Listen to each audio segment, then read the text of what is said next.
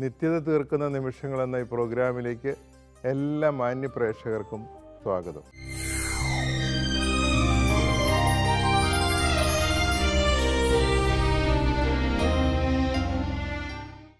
ആയിരത്തി 1985 തരംഗിണിയിൽ നിന്ന് പുറത്തിറക്കിയ ക്രിസ്ത്യൻ ഡിവോഷണൽ ആൽബത്തിലെ ചേതോഹരം എന്ന പാട്ടാണ് നമ്മൾ തിരഞ്ഞെടുത്തിരിക്കുന്നത്.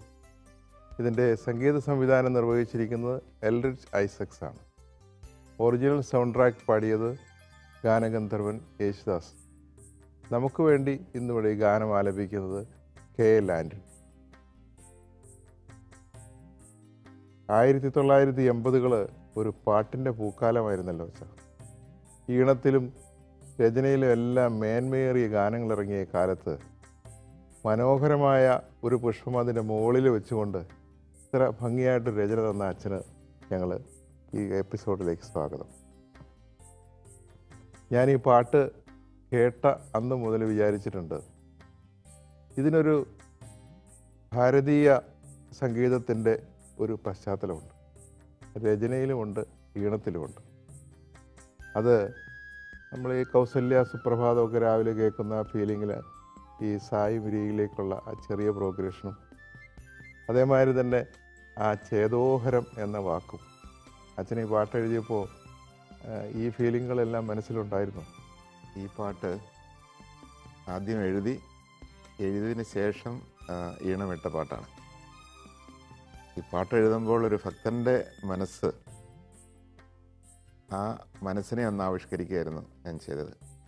അപ്പോൾ ഈ ഒരു ഭാരതീയ പശ്ചാത്തലത്തിലെ ഭക്തി, അതൊരു ക്രിസ്തീയ പശ്ചാത്തലത്തിലും ആ ഒരു ഭക്തിയുടെ ഒരു ലഹരിയുണ്ട്. അപ്പോൾ അത് രണ്ടും തമ്മിലുള്ള ചില ഒരു കമ്പാരിസണൊക്കെ അല്ലെങ്കിൽ ഒരു താരതമ്യമൊക്കെ ഇതിനകത്ത് ഞാൻ കൊണ്ടുവരാനായിട്ട് ശ്രമിച്ചിട്ടുണ്ട്. അപ്പോൾ മലകളിലാണ് ദൈവ സാന്നിധ്യത്തിൻ്റെ അനുഭവം ഉണ്ടാകുന്നതെന്ന് പഴയകാലം മുതലേ നമുക്കൊരു ധാരണയുണ്ട്.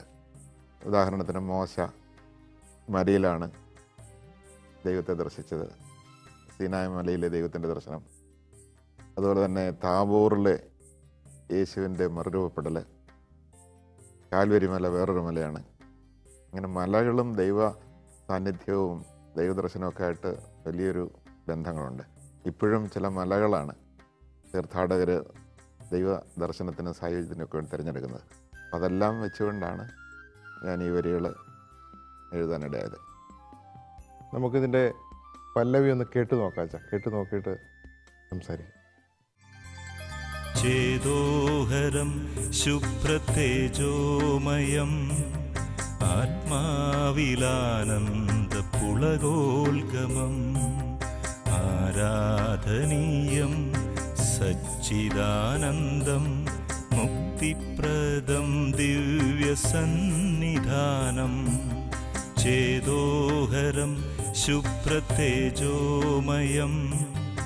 ആത്മാവിലാനന്ദ പുളകോൽഗമം ആരാധനീയം സച്ചിദാനന്ദം മുക്തിപ്രദം ദിവ്യസന്നിധാനം.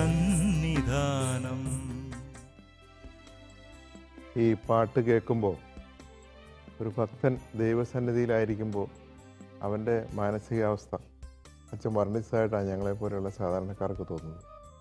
അച്ഛനെന്തായിരുന്നു ആ ആവിഷ്കാരത്തിൽ തോന്നിയത്? ഭക്തൻ എപ്പോഴും ദൈവാന്വേഷകനാണല്ലോ. അപ്പോൾ ഏതെങ്കിലും ഒരു നിമിഷത്തിൽ ഒരു ദൈവദർശനം ഉണ്ടാകുന്നു, അഥവാ ദൈവത്തെ കണ്ടുമുട്ടുന്ന ഒരവസരം. ആ കണ്ടുമുട്ടുമ്പോൾ ഉണ്ടാകുന്ന അനുഭവങ്ങളുണ്ടല്ലോ, ആ അനുഭവമാണ് ഞാനിവിടെ ഉദ്ദേശിച്ചത്. യഥാർത്ഥത്തിൽ ദൈവത്തെ കണ്ടുമുട്ടുന്ന ഒരാൾക്ക് ഉണ്ടാകുന്ന അനുഭവം അത് ചേതോഹരമായൊരനുഭവമാണ്, തേജോമയമായ ഒരു കാഴ്ചയാണ്, ശുഭ്രമാണ്. ഇതൊക്കെ ഞാൻ വർണ്ണിക്കുമ്പോൾ വാസ്തവത്തിൽ എൻ്റെ മനസ്സിലെ ഒരു ചിത്രമുണ്ട്. ആ ചിത്രം മറ്റൊന്നുമല്ല, യേശുവിൻ്റെ രൂപാന്തരപ്പെടലുണ്ടല്ലോ, താബോർ മലയിലെ രൂപാന്തരപ്പെടൽ. അവിടെ 2-3 ശിഷ്യന്മാർ യേശുവിൻ്റെ കൂടെ ഉണ്ടായിരുന്നു. അപ്പോൾ അവരത് കണ്ടപ്പോൾ ഉണ്ടായ അവരുടെ അനുഭവങ്ങൾ നമുക്കിവിടെ തന്നെ ആയിരിക്കാം, 3 കൂടാരങ്ങൾ കെട്ടാം. അപ്പോൾ അതൊരു അനുഭൂതിയായിരുന്നത്. അപ്പോൾ ചേതോഹരമാണ്, ശുഭ്ര തേജോമയമാണ്, ആത്മാവിൽ ആനന്ദ പുളകം ഉദ്ഗമിപ്പിക്കുന്നതാണ്, സച്ചിദാനന്ദമാണ്. അത് മുക്തിപ്രദവുമാണ്. അപ്പോൾ ശരിക്കും ദൈവത്തെ കണ്ടുമുട്ടുക, ദൈവദർശനം ഉണ്ടാകുക എന്ന് പറഞ്ഞാൽ ഇതെല്ലാം ഒരു ഭക്തൻ അനുഭവിക്കേണ്ടതാണ്. നമ്മുടെ പല ദൈവദർശനങ്ങളിലും ദർശനം എന്ന് പറയുന്നതല്ലാതെ ഇങ്ങനെയുള്ള അനുഭവങ്ങളൊന്നും ഒരിക്കലും ഉണ്ടാകുന്നതായിട്ട് കാണുന്നില്ല എന്നുള്ളതാണ്. നമുക്ക് ദൈവദർശനങ്ങൾ കൂടുതലും ഭയത്തിൽ നിന്നുണ്ടാകുന്നതാണല്ലോ. ദൈവത്തെ തേടി നടക്കുന്നു, വലിയ ത്യാഗവും പ്രായശ്ചിത്തവും കഷ്ടപ്പാടും ഒക്കെ ആയിട്ട് അങ്ങനെ എവിടെയെങ്കിലും പോയി ദൈവത്തെ കണ്ടുവന്ന ഒരു ധാരണയിൽ മടങ്ങിപ്പോരുന്നൊരവസ്ഥ. ആ അവസ്ഥയിൽ നിന്ന് വ്യത്യസ്തമായിട്ട് ഒരനുഭവമായിട്ട് മാറണം എന്നാണ് ഞാൻ പറയുന്നത്. ആ അനുഭവം ജീവിതത്തെ മുഴുവനും മുക്തിപ്രദമാണെങ്കിൽ തീർച്ചയായിട്ടും ആ മുക്തിയുടെ അല്ലെങ്കിൽ രക്ഷയുടെ അനുഭവം ജീവിതം മുഴുവൻ നിലനിൽക്കേണ്ടതാണ്. ആ ഒരു കാഴ്ചപ്പാടാണ് ഞാൻ അവതരിപ്പിച്ചിരിക്കുന്നത്. ഈ ശുഭ്ര തേജോമയം എന്നൊക്കെ പറയാൻ കാരണം ഈ താബോർ മലയിലെ യേശുവിൻ്റെ മറുരൂപപ്പെടലിനെ അനുസ്മരിപ്പിക്കാൻ വേണ്ടിയാണ്. അതിനകത്ത് വളരെ സവിശേഷമായിട്ട് മർക്കോസിൻ്റെ സുവിശേഷത്തിൽ ഇങ്ങനെ നമ്മൾ കാണുന്നുണ്ട്. അവൻ അവരുടെ മുമ്പിൽ വെച്ച് രൂപാന്തരപ്പെട്ടു. അവൻ്റെ വസ്ത്രങ്ങൾ ഭൂമിയിലെ ഏതൊരു അലക്കുകാരനും വെളുപ്പിക്കാൻ കഴിയുന്നതിനേക്കാൾ വെണ്മയും തിളക്കവുമുള്ളതായിരുന്നു. അപ്പോൾ ദിവ്യമായൊരു സ്വരൂപമാണ് ഈശോ അവിടെ പ്രകടിപ്പിച്ചത്. അപ്പോഴും വസ്ത്രം ധരിച്ചു നിന്ന ഒരു തേജരൂപമായിരുന്നത്. അപ്പോൾ ആ ഒരു ദർശനം ശിഷ്യന്മാരിലുണ്ടാക്കിയ, കണ്ടവരിലുണ്ടാക്കിയ വലിയൊരു ഉണർവും മാറ്റവും സന്തോഷമൊക്കെ അതൊന്ന് അനുസ്മരിപ്പിക്കാൻ വേണ്ടിയാണ് ഞാൻ ആ ബിംബം ഉപയോഗിച്ചത്. ശുഭ്ര തേജോമയം എന്നുള്ള നമുക്ക് ആ വെണ്മയിൽ നിന്ന് തിരിച്ചു പോരാൻ തോന്നാത്ത രീതിയിൽ സന്തോഷമാണ്. അതെ. അതൊരു മുക്തിപ്രദമായ ഒരു കാഴ്ചയാണ്. നമുക്കിതിൻ്റെ അനുപല്ലവി ഒന്ന് കേട്ടു നോക്കാം. നിന്റെ വിലാവിലെ നീരൊഴുക്കിൽ നിന്നും ചിന്തിയ ചോരയാൽ മിഴി തെളിക്കാൻ, നിന്റെ വിലാവിലെ നീരൊഴുക്കിൽ നിന്നും ചിന്തിയ ചോരയാൽ മിഴി തെളിക്കാൻ, 14 പടവും കയറി മലയുടെ നെറുകയിലെത്തും നീ. അപരാധി ഞാൻ പാപച്ചുമടുമായി എത്തും നീ അനുതാപി ഞാൻ. ചേതോഹരം ശുഭ്രതേജോമയം ആത്മാവിലാനന്ദ പുളകോൽഗമം, ആരാധനീയം സച്ചിദാനന്ദം മുക്തിപ്രദം ദിവ്യസന്നിധാനം. അനുപല്ലവി കേട്ടപ്പോൾ നിന്റെ വിലാവിൽ നിന്നൊഴുകിയ ആ ചോര കൊണ്ട് കണ്ണ് തുറപ്പിക്കുന്ന ഒരു ആശയം അച്ഛൻ പറഞ്ഞു. ഞങ്ങൾക്കത് പൂർണ്ണമായിട്ടും മനസ്സിലായില്ല. ഒന്ന് ക്ലിയറാക്കി തരാം. അതായത് യേശുവിൻ്റെ കുരിശിൻ ചുവട്ടിൽ നിൽക്കുന്ന ഒരു പടയാളി അവിടുന്ന് മരിച്ചു കഴിഞ്ഞ സമയത്ത് തിരുവിലാവിൽ കുന്തം കൊണ്ട് കുത്തി ആ പാർശ്വത്തിലെ മുറിപ്പാടിൽ നിന്ന് വെള്ളവും രക്തവും പ്രവഹിച്ചു എന്ന് യോഹന്നാൻ്റെ സുവിശേഷം 19-ാം അധ്യായത്തിൽ രേഖപ്പെടുത്തിയിട്ടുണ്ട്. എന്നിട്ട് അതിനകത്തൊരു പാരമ്പര്യവും കൂടി ഉണ്ട്. ആ പാരമ്പര്യം ഇതാണ്: ഈ കുത്തിയ വ്യക്തി ഈ കണ്ണ് കാണാത്ത, ഒരു കണ്ണിന് കാഴ്ചയില്ലാത്ത അല്ലെങ്കിൽ കണ്ണറിയാത്ത ഒരു വ്യക്തിയായിരുന്നു, അന്ധനായിരുന്നു. ഈ പാർശ്വത്തിൽ നിന്നൊഴുകിയ രക്തവും വെള്ളത്തോട് ചേർന്നൊഴുകിയ രക്തം ആ കണ്ണുകളിൽ പതിച്ചെന്നും അങ്ങനെ അവൻ്റെ കണ്ണ് തുറന്ന് അവൻ കാഴ്ചയുടവനായി തീർന്നെന്നൊരു പാരമ്പര്യമുണ്ട്.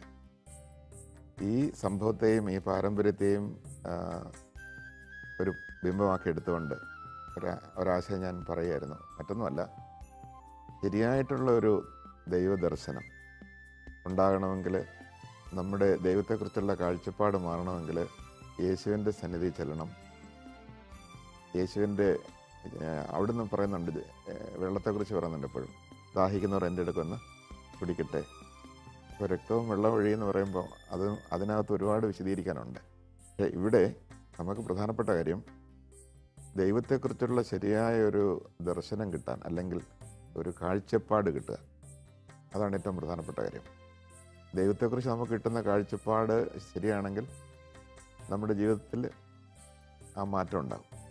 നമ്മുടെ അളവുകോൽ, ശരിയുടെ അളവുകോൽ എന്തായിരിക്കും? ശരിയുടെ അളവുകോൽ ദൈവത്തെക്കുറിച്ചുള്ള നമ്മുടെ അറിവാണ്. ദൈവസ്വഭാവം എന്താണോ അതാണ് ശരിയുടെ അളവ്. അപ്പോൾ ശരിയായിട്ടൊരു മനുഷ്യൻ ദൈവത്തെ കണ്ടാൽ മാത്രമേ ദൈവത്തിൻ്റെ സ്വഭാവം അറിഞ്ഞാൽ മാത്രമേ ആ ആളിൻ്റെ ദർശനം ശരിയാവുള്ളൂ. എന്ത് ദർശനം? ജീവിത ദർശനം ശരിയാവുള്ളൂ. അതുകൊണ്ടാണ് യേശു പറഞ്ഞത്, കണ്ണാണ് ശരീരത്തിൻ്റെ വിളക്ക്, കണ്ണ് കുറ്റമറ്റതെങ്കിൽ ശരീരം മുഴുവനും പ്രകാശിക്കും. കണ്ണ് മോശമാണെങ്കിൽ ശരീരം മുഴുവനും ഇരുണ്ടു പോകും എന്ന് പറഞ്ഞാൽ നിൻ്റെ കാഴ്ചപ്പാട്, ജീവിതത്തെക്കുറിച്ചുള്ള കാഴ്ചപ്പാട്, ലോകത്തെക്കുറിച്ചുള്ള കാഴ്ചപ്പാട്, ദൈവത്തെക്കുറിച്ചുള്ള കാഴ്ചപ്പാട്, ഈ കാഴ്ചപ്പാട് ശരിയായിരിക്കണം. അപ്പോൾ എൻ്റെ ഒരു ഉൾക്കണ്ണ് തെളിഞ്ഞു വരേണ്ട ആവശ്യമുണ്ട്. ആ ഉൾക്കണ്ണ് തെളിയണമെങ്കിൽ യേശുവിലേക്ക് നോക്കണം. അതിനുവേണ്ടി കഷ്ടപ്പെടണം ഞാൻ. അപ്പോൾ യേശുവിലേക്ക് നോക്കി ദൈവത്തെ ദർശിക്കാൻ ഞാൻ കഷ്ടപ്പെടണം, അതിന് പരിശ്രമിക്കണം. പരിശ്രമിക്കാതെ പറ്റില്ല. ആ പരിശ്രമത്തിന് വിലയുണ്ടാവും. എന്തുകൊണ്ടാണ്? അന്വേഷിക്കുന്നങ്ങൾ കണ്ടെത്തും എന്ന് അവിടുന്ന് ഉറപ്പ് നൽകിയിട്ടുണ്ട്. അപ്പോൾ ഭക്തൻ്റെ ജീവിതത്തിൽ എപ്പോഴും ഒരു സത്യാന്വേഷണം ഉണ്ടാകണം. ആ സത്യാന്വേഷണം യേശുവിൽ ചെന്ന് തീരും. അവിടെ വച്ച് ദൈവദർശനം ഉണ്ടാകും. അങ്ങനെയാണ് ഉൾക്കണ്ണ് തുറക്കുന്നത് എന്നുള്ളതാണ്. അതിനുവേണ്ടി ഞാൻ 14 പടവും എന്ന് പറയുമ്പോൾ ഒരു മലയുടെ ഉയരത്തിലേക്കുള്ള ഘട്ടം ഘട്ടമായിട്ടുള്ളൊരു ഒരു കയറിപ്പോക്കാണത്. അതിനകത്തും നമ്മുടെ ഒരു കേരളീയ പശ്ചാത്തലത്തിൽ 18-ാം പടി എന്നൊക്കെ പറയുന്നൊരു അനുസ്മരിപ്പിക്കാൻ സാധ്യതയുണ്ട്. ഇപ്പം കുരിശിൻ്റെ വഴിയിൽ കാൽവരിയിൽ എത്തുന്നത് വരെ 14 പടവ് വേണം നമുക്ക് പറയാം. അതാണ് ഞാൻ ഉദ്ദേശിച്ചിരിക്കുന്നത്. അപ്പോൾ ആ കുരിശിൻ്റെ വഴിയിലൂടെയുള്ളൊരു സഞ്ചാരം, അപ്പോൾ ഈ സത്യത്തിൽ യേശുവിൻ്റെ പിന്നാലെയുള്ളൊരു സഞ്ചാരത്തെ, യേശുവിനെ തേടിയുള്ളൊരു യാത്രയെ ഒരു കുരിശിൻ്റെ വഴിയായിട്ട് ഞാൻ കാണുകയാണ്. അപ്പം അങ്ങനെ ആ 14 പടിയിലൂടെയും അല്ലെങ്കിൽ പടവിലൂടെയും കയറി നെറുകയിലെത്തുക, ഗിരിയുടെ ഏറ്റവും മുകളിലെത്തുക. അവിടെ ഒരു അന്വേഷണമുണ്ട്, ഒരു ത്യാഗമുണ്ട്. അതൊരു ഭക്തൻ്റെ ജീവിതത്തിൽ ആവശ്യമാണ് എന്നുള്ള ഒരു കാര്യമാണ്. ഞങ്ങളന്ന് ഈ പാട്ട് റെക്കോർഡ് ചെയ്യുമ്പോൾ ഒരു ചെറിയ അനുഭവമുണ്ട്. ഇത് പാടിയ ഗായകൻ KL ആൻ്റണി, സാധാരണ ദാസേട്ടൻ പാടിയൊരു പാട്ട് 50% ഒക്കെ മറ്റാരും പാടി ഫലിപ്പിക്കാൻ സാധിക്കുകയുള്ളൂ. ഇദ്ദേഹം അതിനൊക്കെ ഒത്തിരി അപ്പുറത്തേക്ക് ഈ പാട്ട് പാടി ഫലിപ്പിച്ചു. അതിന് അദ്ദേഹം പറഞ്ഞൊരു മറുപടിയുണ്ട്. അച്ഛനന്ന് സ്റ്റുഡിയോയിൽ താമസിച്ചെത്തിയത്. ഞങ്ങളുടെ മുറിയിലിരുന്ന് ഞങ്ങൾ ഈ പാട്ട് പഠിച്ചുകൊണ്ടിരുന്നപ്പോൾ അദ്ദേഹത്തിൻ്റെ സംഗീത ജീവിതത്തിലുണ്ടായ കഷ്ടപ്പാടുകളും ദുരിതങ്ങളും വിഷമങ്ങളൊക്കെ ഒത്തിരി പറയുകയും ഈ 14 പടവ് പുള്ളിയുടെ സംഗീത ജീവിതത്തിൽ കയറിയ അനുഭവം പുള്ളി വളരെ സങ്കടപ്പെട്ട് എന്നോട് പറഞ്ഞു. ആ വിശദീകരണങ്ങളെല്ലാം റെക്കോർഡിങ്ങിൽ അത് സ്വാധീനിച്ചിട്ടുണ്ട്. എനിക്ക് വളരെ പ്രകടമായിട്ടറിയാം, പുള്ളി ഇതുവരെ പാടിയ പല പാട്ടുകളിലും മികച്ച ഒരു പ്രകടനമാണ് പുള്ളി ഇത് കാഴ്ചവെച്ചത്. അപ്പോൾ അത് ഈ വരികൾ അദ്ദേഹത്തെ സ്പർശിച്ചിട്ടുണ്ട്. അദ്ദേഹത്തിൻ്റെ ജീവിതത്തെ ഈ 14 പടവും കയറി ഇറങ്ങി ഇപ്പോഴും ഈ പ്രായത്തിൽ അദ്ദേഹത്തിന് പാടാൻ സാധിക്കുന്നുള്ള. അതിനകത്ത് മറ്റൊരു കാര്യം കൂടി നമ്മൾ പറഞ്ഞു വച്ചിരിക്കുന്നത്, അപരാധിയായ ഞാൻ, തെറ്റ് ചെയ്തുവെന്ന് ബോധ്യമുള്ള ഒരു പാപിയായ ഞാനാണ് ഈ കയറി ചെല്ലുന്നത്. പാപച്ചുമടുമായിട്ടാണ് ചെല്ലുന്നത്. അപ്പോൾ എൻ്റെ ഈ പാപച്ചുമട് എന്നെ വല്ലാതെ ഭാരപ്പെടുത്തുന്നുണ്ട്. അപ്പോൾ ഈ ഒരു ദർശനത്തിൽ എൻ്റെ ആ പാപച്ചുമട് ഇല്ലാതാകുന്ന ഒരു അനുഭവമാണ് കിട്ടുന്നത്. അതാണ് ചേതോഹരവും ശുഭ്രതേജോമയവും ആത്മാവിൽ ആനന്ദപുളകവും ഒക്കെ ആകാൻ കാരണം അതാണ്. അത് മനസ്സിന് ഒരു പൂർണ്ണമായ സന്തോഷം കിട്ടുന്ന അവസ്ഥയിലേക്ക് നമ്മളെ മാറ്റുവാണല്ലോ ദൈവദർശനം. കാരണം ഈ ദൈവദർശനം എന്ന് പറയുമ്പോൾ അവിടെ ഞാൻ കാണുന്ന കാഴ്ച എന്ന് പറയുന്നത്, എന്നെ സ്നേഹിക്കുന്ന, എന്നോട് കരുണ കാണിക്കുന്ന, എൻ്റെ പാപം എനിക്കെതിരെ പരിഗണിക്കാത്ത ഒരു ദൈവത്തിൻ്റെ കാഴ്ചപ്പാടാണ്, അല്ലെങ്കിൽ ശരിയായ രൂപമാണ് ഞാൻ കുരിശിൽ കാണുന്നത്. അതുകൊണ്ട് കുരിശിലെ ദൈവദർശനം, കാൽവരി മലയിൽ ദൈവം വെളിപ്പെട്ട രീതി, അവിടെ ദൈവത്തെക്കുറിച്ചുള്ള എല്ലാ മറകളും അവിടെ നീങ്ങുകയാണ്. അതാണ് യേശു കാൽവരിയിൽ കുരിശിൽ മരിച്ചപ്പോൾ ദേവാലയത്തിലെ തിരശ്ശീല ആ സമയത്ത് 2ആയിട്ട് കീറി മാറിയെന്ന് നമ്മൾ വായിക്കുന്നുണ്ട്. അതിനൊരു വിശദീകരണം ഇതാണ്. അത് ദൈവത്തെക്കുറിച്ചുള്ള എല്ലാ നിഗൂഢതകളും അവിടെ മാറി ദൈവം കാരുണ്യവനാണെന്ന് അവിടെ നിന്ന് തെളിയിച്ചു. അപ്പം അതുകൊണ്ട് പാപിക്ക് അവിടെ ഒരു ആശ്രയമുണ്ട്, ആശ്വാസമുണ്ട്. എൻ്റെ പാപത്തിൻ്റെ പേരിൽ എൻ്റെ ദൈവം എന്നെ ശിക്ഷിക്കുന്നില്ല. അതൊരു ആശ്വാസവും സാന്ത്വനവുമാണ്. അപ്പോൾ ശരിയായ ദൈവദർശനത്തിൽ, യേശുവിനെ മുൻനിർത്തിയുള്ള ദൈവദർശനത്തിൽ ഈ ഒരു സാന്ത്വനമാണ് ഒരു പാപിക്ക് കിട്ടുന്നത്. അതാണ് ഞാനവിടെ പറയാൻ ഉദ്ദേശിക്കുന്നത്. അപ്പോൾ അത് വളരെ ക്ലിയർ അയച്ചു. ആ പാട്ടിൻ്റെ അനുബന്ധം നമുക്ക് വളരെ ക്ലിയറായി. നമുക്കിതിൻ്റെ ചരണവും കൂടി ഒന്ന് കേട്ട് നോക്കാം. ദൂരയ പാരമാം താഴ്വരയിൽ പോലും കേൾക്കുന്നു ക്രൂശിലെ നിലവിളികൾ. ദൂരയ പാരമാം താഴ്വരയിൽ പോലും കേൾക്കുന്നു ക്രൂശിലെ നിലവിളികൾ. പിതാവേ ക്ഷമിക്കുക, ചെയ്തവയേതുമേ അറിയാത്തവരോടു പൊറുക്കേണമേ. പാപപരിഹാരമായി ഞാൻ തീരേണമേ. ചേതോഹരം ശുഭ്രതേജോമയം ആത്മാവിലാനന്ദ പുളകോൽഗമം. ആരാധനീയം സച്ചിദാനന്ദം മുക്തിപ്രദം ദിവ്യസന്നിധാനം. ചേതോഹരം ശുഭ്രതേജോമയം ആത്മാവിലാനന്ദ പുളകോൽഗമം. ആരാധനീയം സച്ചിദാനന്ദം മുക്തിപ്രദം ദിവ്യസന്നിധാനം.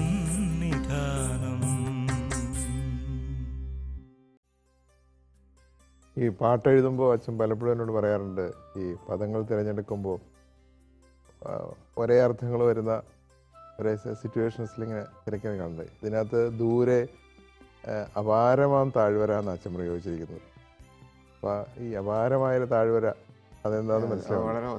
വളരെ വാസ്തവമാണ്. കാരണം നമ്മളുടെ മനസ്സിൽ ഇങ്ങനെ ചില ആശയങ്ങൾ ആവിഷ്കരിക്കാനായിട്ട് ഇങ്ങനെ വിതുമ്പി നിൽക്കുമ്പോൾ പല വാക്കുകളിങ്ങനെ ക്യൂ നിൽക്കുന്നത് പോലെ നിൽക്കും.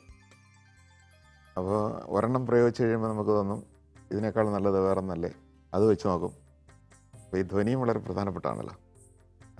അർത്ഥവുമുണ്ട്, ധ്വനിയുമുണ്ട്. അപ്പോൾ ഇതെല്ലാം വെച്ച് ഓരോന്ന് മാറി മാറി വെച്ച് നമ്മുടേതായ രീതിയിലൊക്കെ മുകളിൽ നോക്കുമ്പം ഇതാണ് ഇതിനിണങ്ങുന്നതെന്ന് തോന്നും. ഉദാഹരണത്തിന് ദൂരെ അപാരമാം താഴ്വരയിൽ പോലും എന്ന് പറയുമ്പം അപാരം എന്ന് പറഞ്ഞാൽ അതിൻ്റെ അർത്ഥം അതിർത്തിയില്ലാത്ത, പരിധിയില്ലാത്ത ദൂരങ്ങളാണ്. എനിക്ക് ഒരു വീണ്ടും വിചാരത്തിൽ തോന്നിയത് അഗാധമെന്ന് വെച്ചാലോ, ദൂരെ അഗാധമാം താഴ്വരെ. അഗാധം നോക്കുമ്പോൾ അതിന് വേറൊരർത്ഥമുണ്ട്. എന്താണെന്നറിയോ? സങ്കീർത്തകൻ പറയുന്നില്ലേ, അഗാധങ്ങളിൽ നിന്ന് ഞാൻ വിളിക്കുന്നു. ദേ പ്രൊഫുന്ദിസ് എന്ന് പറയുന്ന ഒരു വാക്ക് ലാറ്റിനിൽ പ്രയോഗിക്കാറുണ്ട്.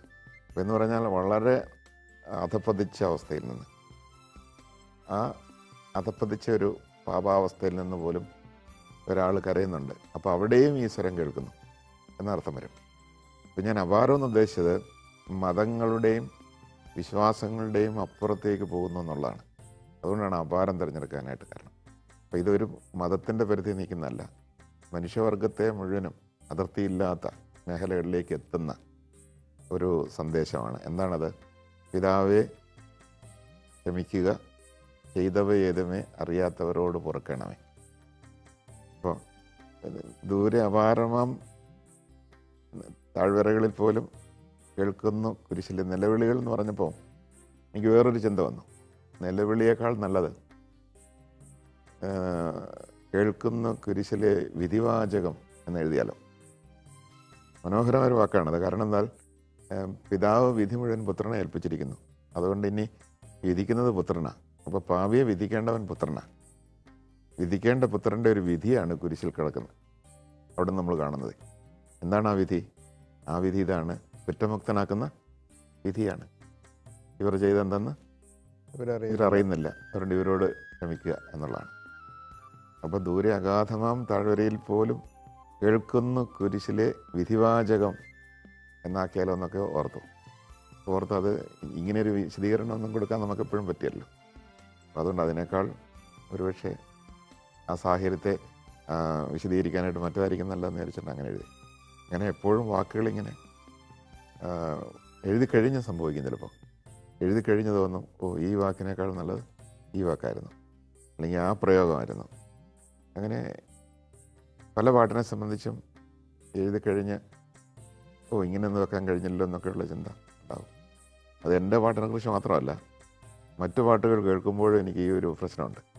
അപ്പോൾ ഈ പദപ്രയോഗം ഇങ്ങനെയായിരുന്നെങ്കിൽ, സബ്സ്റ്റിറ്റ്യൂട്ട് ചെയ്തിരുന്നെങ്കിൽ ഇങ്ങനെയായിരുന്നെങ്കിൽ എത്ര നന്നായത് എന്നൊക്കെ തോന്നുന്ന അവസ്ഥകളുണ്ട്. അപ്പോൾ ഇവിടെ പാപമോചനത്തിൻ്റെ അനുഭവം എന്ന് പറയുന്നത് കർത്താവായ യേശുവിൻ്റെ, ദൈവത്തിൻ്റെ അവതാരമായ യേശുവിൻ്റെ ആ വിധിവാചകമാണ്. എന്ത്?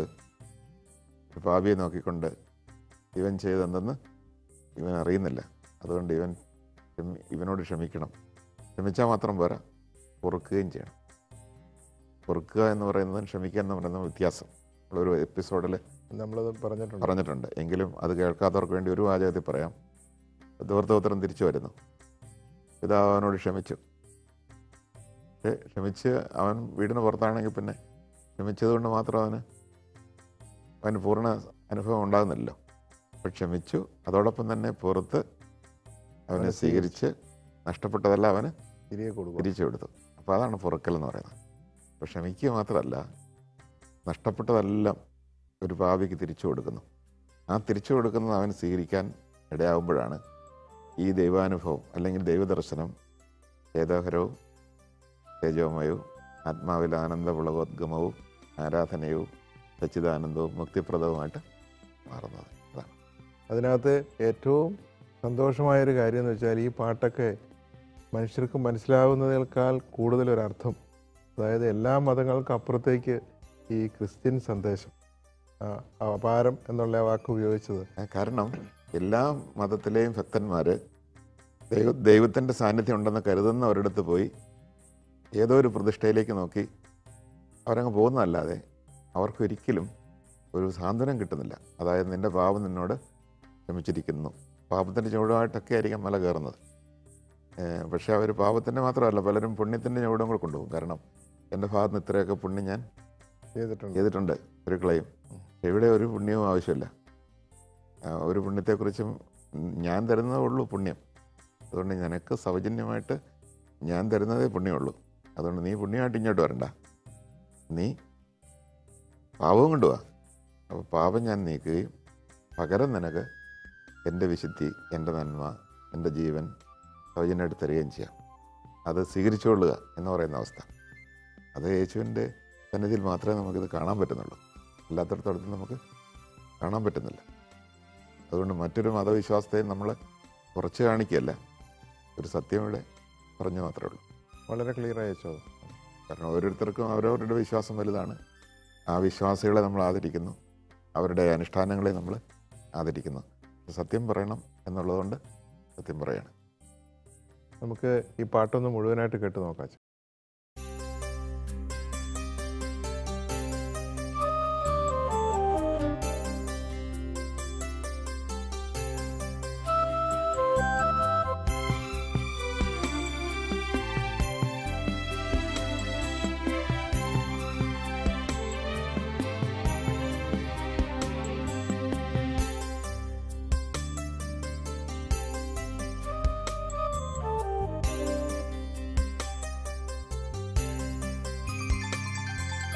ചേതോഹരം ശുഭ്രതേജോമയം ആത്മാവിലാനന്ദപുളകോൽഗമം ആരാധനീയം സച്ചിദാനന്ദം മുക്തിപ്രദം ദിവ്യസന്നിധാനം. ചേതോഹരം ശുഭ്രതേജോമയം ആത്മാവിലാനന്ദപുളകോൽഗമം ആരാധനീയം സച്ചിദാനന്ദം മുക്തിപ്രദം ദിവ്യസന്നിധാനം.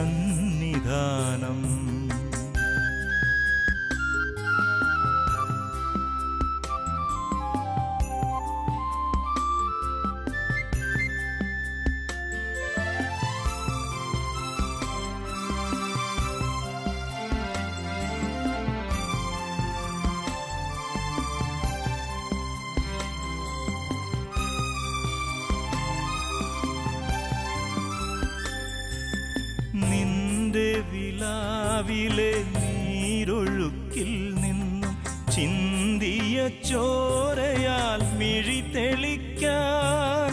നിന്റെ വിലാവിലെ നീരൊഴുക്കിൽ ചിന്തിയ ചോരയാൽ മിഴി തെളിക്കാൻ 14 പടവും കയറി മലയുടെ നെറുകയിലെത്തും നീ. അപരാധി ഞാൻ പാപച്ചുമടുമായി എത്തും നീ അനുതാപി ഞാൻ.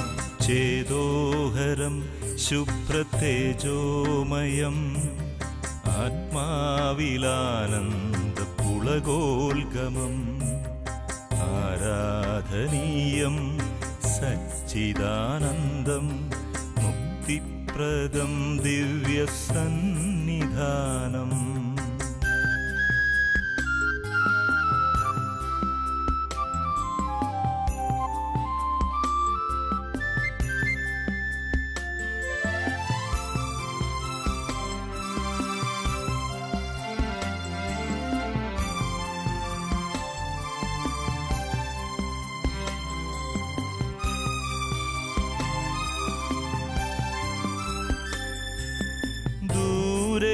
പാരമാം താഴ്വരയിൽ പോലും കേൾക്കുന്നു ക്രൂശിലെ നിലവിളികൾ. ദൂരയപാരമാം താഴ്വരയിൽ പോലും കേൾക്കുന്നു ക്രൂശിലെ നിലവിളികൾ. പിതാവേ ക്ഷമിക്കുക, ചെയ്തവയേതുമേ അറിയാത്തവരോടു പൊറുക്കേണമേ. പാപപരിഹാരമായി ഞാൻ തീരേണമേ. ചേതോഹരം ശുഭ്രതേജോമയം ആത്മാവിലാനന്ദ പുളകോൽഗമം ആരാധനീയം സച്ചിദാനന്ദം മുക്തിപ്രദം ദിവ്യസന്നിധാനം. ചേതോഹരം ശുഭ്രതേജോമയം ആത്മാവിലാനന്ദ പുളകോൽഗമം ആരാധനീയം സച്ചിദാനന്ദം മുക്തിപ്രദം ദിവ്യസന്നിധാനം.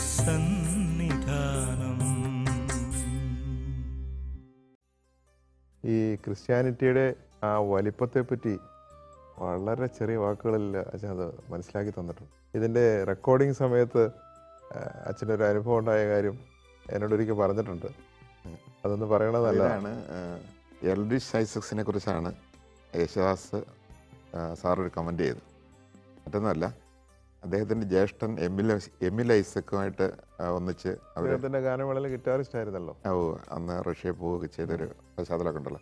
അപ്പോൾ എമിൽ ഐസക്കുമായിട്ട് വീട്ടിൽ ഒന്നിച്ചിരിക്കുമ്പോൾ ഇദ്ദേഹം, അതായത് എൽഡ്രിച്ച്, അന്ന് 2 വയസ്സ് മറ്റുള്ളൊരു കുട്ടിയാണ്. അപ്പോൾ ഇങ്ങനെ എഴഞ്ഞു നടന്ന് യേശുദാസിൻ്റെ കാലിൻ്റെ ചുവട്ടിൽ പോയി ഇരുന്നതിനെക്കുറിച്ച് പറഞ്ഞിട്ട് പുള്ളി പറയായിരുന്നു, അന്ന് എൻ്റെ കാലിൻ്റെ ചുവട്ടിൽ വന്നിരുന്ന ആ ചെറുക്കൻ ഫിദ എന്നെ കൊണ്ട് പാടിക്കുന്നു, അതും ഇതുപോലൊരു കമ്പോസിഷൻ തന്ന് എന്നെ കൊണ്ട് പാടിക്കുകയാണ്. അപ്പോൾ അതിനോട് കൂട്ടിച്ചേർക്കാനുള്ളത് എൽഡ്രിച്ചിൻ്റെ ഒരുപാട് പാട്ടുകൾ, അച്ഛൻ്റെ പാട്ടുകളും മറ്റു പാട്ടുകളും ഞാൻ ശ്രദ്ധിച്ചിട്ടുണ്ട്. ഇങ്ങനൊരു കോമ്പിനേഷൻ ഭയങ്കരമാണ്. കാരണം ഈ ലിറിക്സിനേക്കാൾ മുകളിലായോ എന്ന് വരെ സംശയിക്കുന്ന ഒരു കമ്പോസിഷനാണ് അദ്ദേഹം ചെയ്തിരിക്കുന്നത്. യേശുദാസിൻ്റെ മുഴുവൻ റേഞ്ച് ഉപയോഗിച്ച് നല്ല കോംപ്ലിക്കേറ്റഡ് പാട്ടാണ്. അത് പാടിയ ആൻ്റണിയും പറഞ്ഞു. അപ്പോൾ തീർച്ചയായിട്ടും അദ്ദേഹത്തിന് ഒരു ട്രിബ്യൂട്ട് കൊടുക്കേണ്ടതാണ്. ഇത്രയും നല്ലൊരു പാട്ട് അന്ന് ചെയ്തതിന്. എന്നോട് പറഞ്ഞായിരുന്നു, ഈ പാട്ട് ദാസേട്ടനെ കൊണ്ട് തന്നെ പാടിക്കാൻ വേണ്ടി തന്നെയാണ് ഞാൻ ചെയ്യുന്നത്, വേറെ ആരെ കൊണ്ട് ഇത് പാടിക്കുന്നില്ല എന്നും പറഞ്ഞിരുന്നു. അല്ല, അങ്ങനെ പാടാനും പറ്റത്തില്ല. അത്രയും റേഞ്ചുണ്ട്. ഏകദേശം ഒരു 3 ഒക്ടേവിനടുത്ത് ബേസും ടോപ്പുമായിട്ട് പാടുന്നു. എൽഡ്രിച്ച് ഐസക്കിൻ്റെ ഒരുപാട് പാട്ടുകൾ ഞാൻ കേട്ടിട്ടുണ്ട്, നമ്മളിവിടെ ഡിസ്കഷൻ എടുത്തിട്ടുണ്ട്. എന്നാലും ഇത്രയും വൈവിധ്യമുള്ള ഒരു ട്യൂണ് പുള്ളിയിൽ നിന്ന് ഞാൻ ആദ്യമായിട്ട് കേൾക്കുന്നു. അത് ദാസേട്ടൻ്റെ ആ മുഴുവൻ വോക്കൽ പോസിബിലിറ്റീസ് എക്സ്പ്ലോയിറ്റ് ചെയ്യാനുള്ള ഒരു പാട്ടായിട്ട് മാറി. അതേപോലെ തന്നെ ഇതിൻ്റെ ആശയം, ആ ഗാംഭീര്യം ഒട്ടും കളയാതെ ആ മല ചവിട്ടിയ കാര്യങ്ങളും പടവ് കയറിയതും ഒക്കെ ഉച്ചസ്ഥായിയിൽ കൊണ്ടുവച്ചും ഒക്കെ ഭംഗിയായിട്ട് ഒരു പാട്ട് അദ്ദേഹം നമുക്ക് തന്നു. അദ്ദേഹത്തിന് അതിൽ ട്രിബ്യൂട്ട് കൊടുക്കാം. അതുകൂടാതെ ഈ ക്രിസ്ത്യാനിറ്റി ഇത്ര എളുപ്പമാണെന്നും അത് സത്യം മനസ്സിലാക്കിയാൽ നമുക്ക് സന്തോഷമാണെന്നും ഞങ്ങളെ മനസ്സിലാക്കിയ ഈ മനോഹര വരികൾക്ക് തന്ന അച്ഛന് എല്ലാവിധ നന്ദിയും. ഈ എപ്പിസോഡ് ഇവിടെ പൂർണ്ണമാകുന്നു. അടുത്ത ആഴ്ച ഇതേ ദിവസം ഇതേ സമയത്ത് വീണ്ടും കാണുന്നവരെ എല്ലാ മാന്യപ്രേക്ഷകർക്കും നന്ദി. ചേതോഹരം ശുഭ്രതേജോമയം ആത്മാവിലാനന്ദപുളകോൽഗമം ആരാധനീയം സച്ചിദാനന്ദം മുക്തിപ്രദം ദിവ്യസന്നിധാനം. ചേതോഹരം ശുഭ്രതേജോമയം ആത്മാവിലാനന്ദപുളകോൽഗമം ആരാധനീയം സച്ചിദാനന്ദം മുക്തിപ്രദം ദിവ്യസന്നിധാനം.